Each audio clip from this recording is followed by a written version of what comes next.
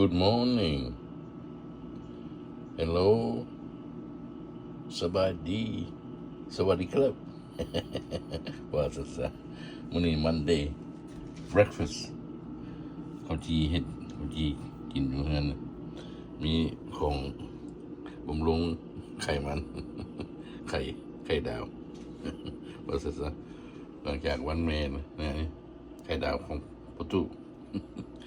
อันนี้ของประตูว่าซะแซ่บๆมาเลย เฮ็ดกินแบบบ้านเขานะแล้วก็มีข้าวจีฝรั่งปิ้งเลย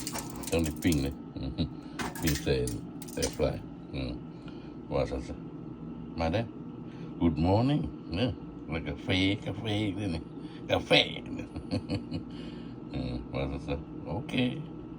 Have a good day everyone โชคดีมาทุกคนเด้อ ร่ำรวยสุขภาพแข็งแรงว่าซะ